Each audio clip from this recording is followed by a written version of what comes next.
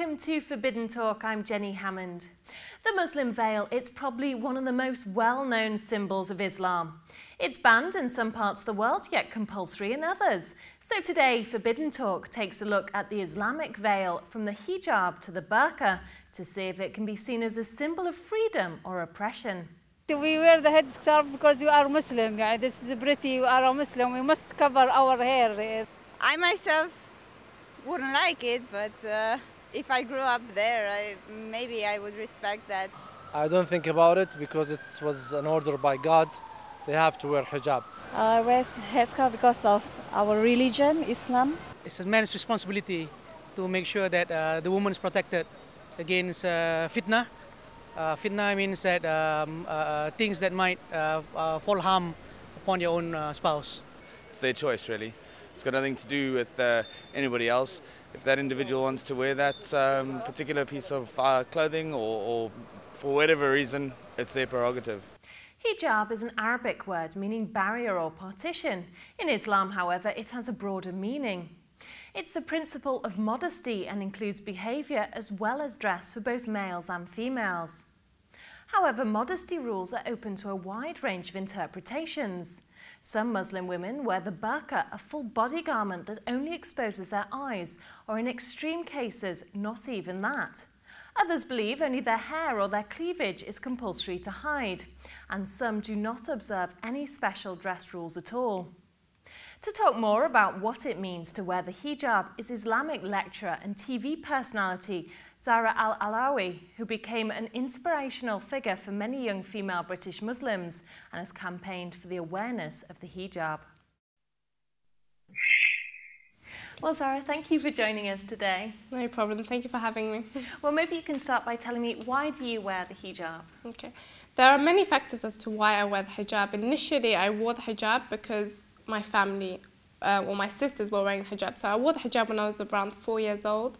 And I have 10 sisters, biological sisters. So seeing them wearing hijab, it was as if I wanted to wear the hijab. I wanted to wear it. So as soon as I turned around 4 and started nursery, I wore the hijab. But as I grew up, the main question is, why did I remain wearing the hijab, especially living in this culture? There are many factors as to why I wear the hijab, and I don't think I can just summarize it in 1 or 2 words, but it's many reasons. One, my devotion to God. I know this is a clear commandment from Allah telling me to wear the hijab, so I wear it. Second, it's a form of empowerment. I really felt like my hijab, I used it as a tool to empower me, and through my career, especially in the media industry, I used my hijab to really empower me and to ensure that I wasn't being misrepresented or mistreated because of my hijab. Second, it's like a protection against those who probably would exploit me in any way as female exploitation. It's a security. There's many factors, but a protection, the hijab is a protection. And especially living in this society, I felt like even growing up that many people wanted to strive for an identity. Like many women, for example, when I went to high school, you know, they were starting to wear makeup, wearing tight clothes, having a relationship with men, and there was a struggle of identity. I remember many females going through that. But me, I already had an identity. I had my hijab, and it was something that I really clinged onto, and I used it as a form of empowerment, as a form of protection, and to really go forward at the same time to excel in life, but at the same time be protected from anything that would that otherwise would have happened. Okay. Well, as a child wearing it, you didn't feel restricted? I don't think I really thought about it as a child. I was really happy to wear it, to be honest, because my older sisters, when I saw them putting it on, it was like they're becoming young women, they're becoming older. So for me, wearing it, I wanted to wear it. And I didn't really feel restricted. When I was young, it wasn't really as firm as it is on now. I mean, my fringe used to show. I've got nursery pictures, the classroom nursery pictures, and my fringe shows, my neck shows. It was just a cloth around the head, but it was still that representation. And I'm happy. I know people say, oh, you shouldn't have worn it at that age, but I'm so happy I did, because now I wouldn't even consider taking it off. It's become part of my life. This is who I am, and I would never leave the house without it. So I'm so happy that I did wear it when I was younger. And but I didn't really feel restricted. I still used to play in the playground, run around. There wasn't really any form of restriction. It was just a cloth on the head. Okay. Well, I think a lot of Westerners, the thing they struggle with is, you know, you hear about Islam and obviously it's a common stereotype where they say that man and woman isn't equal. I mean, do you think in Islam men and women are considered equal? Definitely. I think men and women are considered equal, and I feel equal in Islam. I don't feel like my rights have been taken away from me. I'm entitled to education, I'm entitled to work, I'm entitled to many stuff that the men do. But I think it's clear to say that men and women, our roles are different anyway. For example, that I've given birth, I've become a mother, I automatically want to stay at home and not go out or work as much. But that's my own preference, and I think each man and woman, our roles are different in a sense. But when we talk about rights in terms of rights of inheritance, rights of education, rights to work, Islam gives us all our rights, and many people, they just see the physical and say, okay, you're covered up, why isn't your husband or your man? Well, that was my next question, you know, if it's equal, why is a man not wearing this? Why is the man not wearing it? That's the many questions that people do ask, but at the same time, like I said, that biologically we are different. For a woman not to cover up, I personally feel like if my husband, for example, wears shorts and a t-shirt and goes outside, he's not going to attract as much attention as if I went out wearing shorts and a t-shirt. And this is just, if people say no, that's not the case, it is the case, because I've seen it with my own eyes. In fact, I've done an interview with a revert. She was a revert, a British woman. She reverted to Islam, she converted to Islam, and she told me that when I wore the headscarf, before that, men used to whistle at me, they used to run after me. I was treated like some sort of sexual object. Well, I felt that. And she goes, then I converted to Islam, I wore the hijab, I went out with my friends to the shops, and then the men were looking at her, whistling at her, and they weren't even whistling at me. I wasn't the one that men were running after. So it's a clear fact, our bodies are biologically different than men. Don't get me wrong, in Islam, men have a hijab. The Quran talks about hijab for men before it talks about women. It tells the men, lower your gaze, cover your private parts. In Islam, we have narrations and even that Islamic jurisprudence, when you look at hijab for men, for example, it tells them don't wear shorts that are too short. It's recommended for them to wear, you know, not sleeveless vests or to show their body in a sense, in a sexual way. So they do have a form of hijab. Many people think men are free to do whatever they want. That's not true. They have to lower their gaze. They've got the social and the physical hijab to abide by as well. But we have it as well. But I truly believe that our bodies are biologically different. If I reveal myself, I guarantee you, if I reveal myself and walk out, there'll be men looking at me, and I'll get the attention and I'll be harassed in a way that a man wouldn't. So it's clear, we're different, so hijab will apply differently to both man and woman. Well, that leads me quite nicely onto my next question, because you have quite a story. When you came in the taxi to our studio, the taxi driver actually said to you that you were a beautiful Muslim woman. I don't know if I'm saying that correct. Yeah. So in the West, I mean, obviously this is not our culture. We're not a Muslim country. We don't have a Muslim queen. So in the West, wearing this type of garment, surely you're drawing more attention by wearing that than wearing shorts and t-shirt, which really are kind of normal here. Yeah, it was actually the guy in the lift. There was a guy in the lift that said that. But at the same time, yeah, you could say we're drawing attention to ourselves, but at the same time, I don't truly believe that we are drawing attention to ourselves. We live in a diverse society, and you see people dressing all differently. You see goths wearing, you know, piercings, tattoos. People have a lot of tattoos that may draw attention to themselves. You have our Indian sisters in the saris. You have, you know, we live in a diverse society. Not everyone's dressed the same. So in a sense, I personally feel when I go out, I don't get stared at, I don't get looked at. I get treated as a normal citizen. And I think that to say that we're drawing attention to ourselves is not the case. I've integrated in society, I've studied in society. People haven't really stared at me like, what is this woman wearing? And so I don't really believe that we're drawing attention. I think sometimes if I was to cover up more, for example, cover my face, then I perhaps would draw more attention to myself. But what I wear, I believe it's people don't really stare. They just probably look once and turn around and just speak to me as if they're speaking to anyone else. Yeah. Well, there is the comment that the Quran actually, there's some people that say it does say you should cover up, there's other people that say it shouldn't. So I have a translation for the passages which I think that refer to covering up, and I think maybe the confusion is where it says that they should draw their veils over their bosoms and not display their beauty except for their husbands, and it carries on. And I think maybe the translation is whether it's head veils or just veils, which could mean a scarf. So do you think that's where the confusion arises? The verse you're referring to is in Surah An-Nur, verse number 31, and it talks about drawing the head coverings over the bosoms. Now, many people try to interpret the Quran in many different ways. That's why you see people taking the Quran completely out of context and using it for their own preferences or their own desires. You see that happening around the world today, especially in the political, due to all the political things that are occurring. But at the same time, that verse that you're talking about, it says, draw your head coverings over your bosoms. So when we look at that verse, the Quran, when someone tries to interpret the Quran, they should look at the context that it was revealed in. The pre-Islamic Arabian culture, the women used to wear the head coverings anyway, so they used to cover their hair anyway.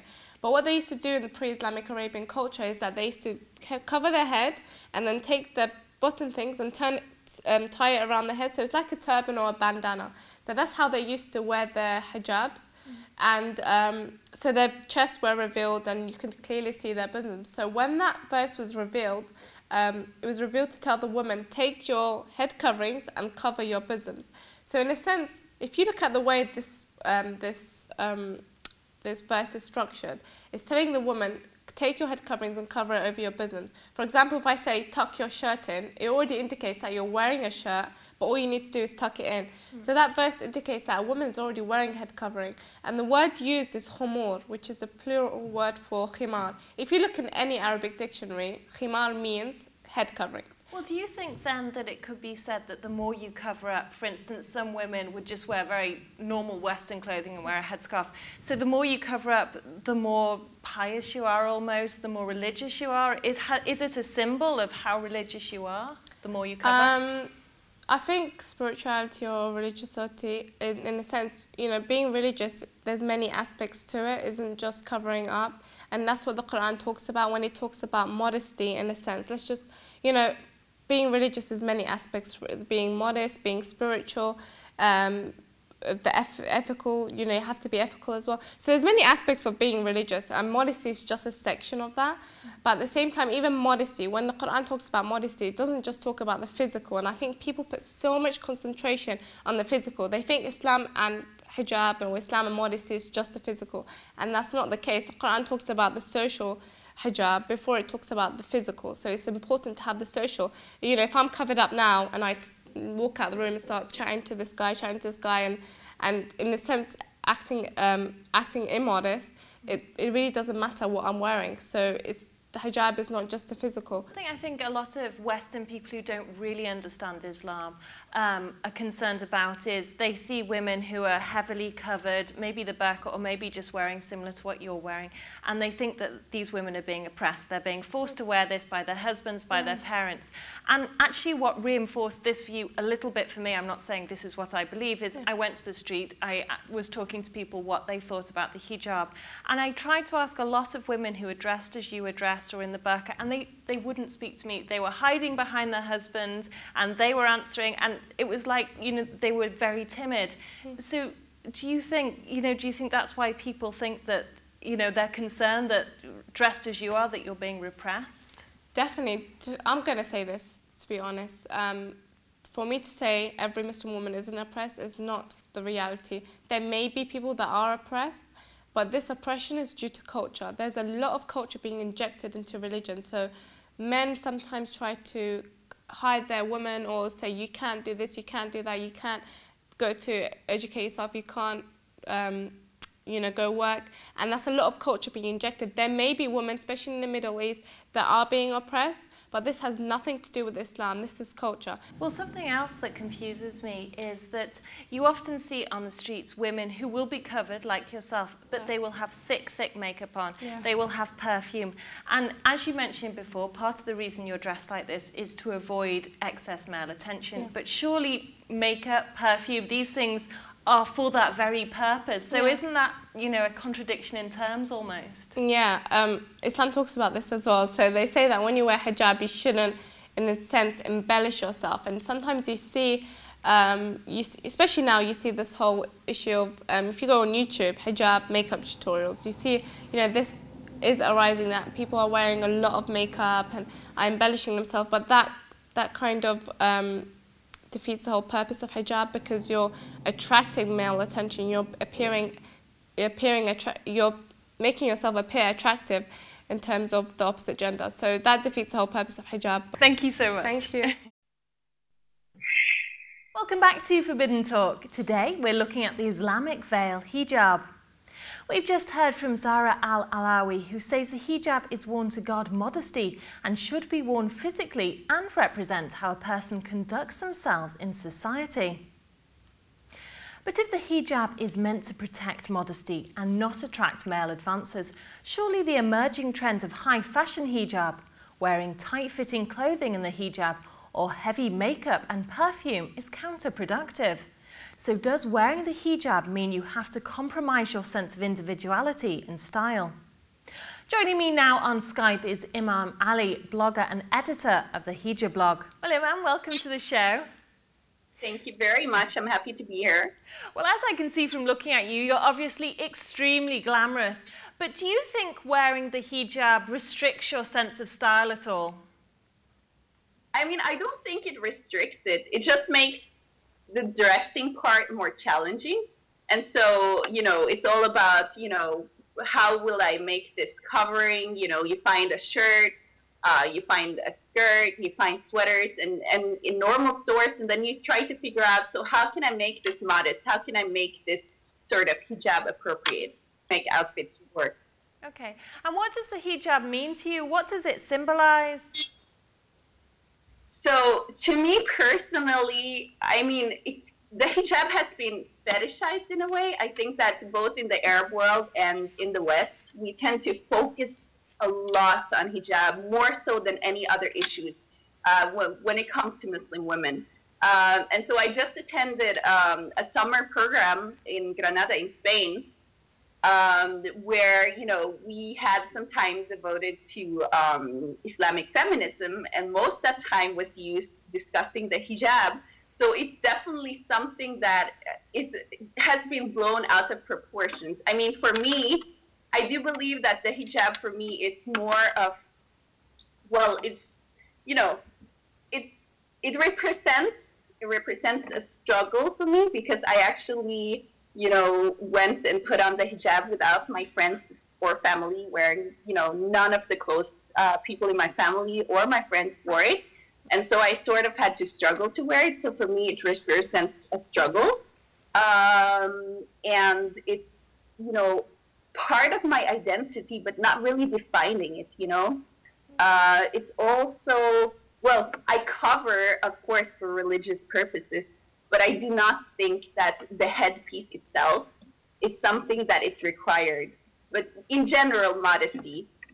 Well, obviously, I mean, my understanding that originally people wore the hijab for modesty, but in some places it's almost become, a symbol. It's like making a statement. It's making a statement about your religion, or it's even women wear it to stand out now. It's a fashion thing, and surely that almost goes against what the hijab is meant to do. I mean, I do not think that people wear it or take on the hijab as its fashion statement, because it really makes it more challenging for sure to sort of get dressed and well put together.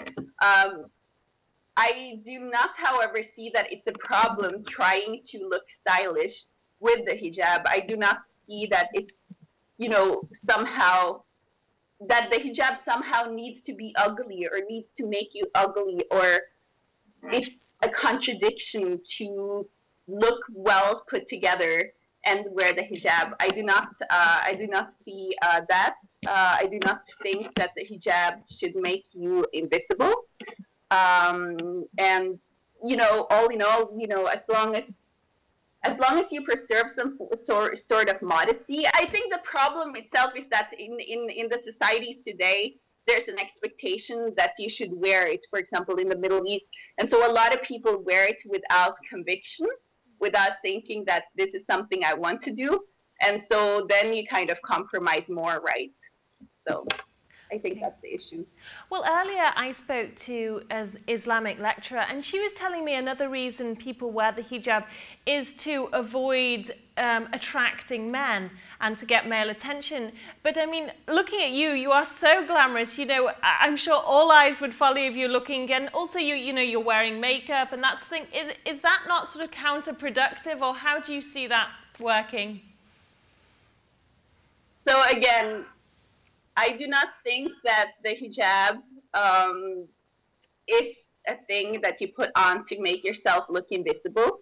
I believe that you cover yourself to maintain modesty. And so, you know, you wear some sort of looser clothing rather than tight, transparent clothing, so on and so forth. Yeah, I do wear makeup, and I do get a lot of criticism, of course, on my blog because of, you know, wearing colors in my scarves and, you know, clothes in general, and wearing makeup. This is an observation, perhaps this isn't true, but a lot of the people you see who are wearing the more fuller covering, the hijab or the burqa, they're always in, you know, very dark colours or black. Why do you think that, you know, traditionally the hijab is sort of these dark colours?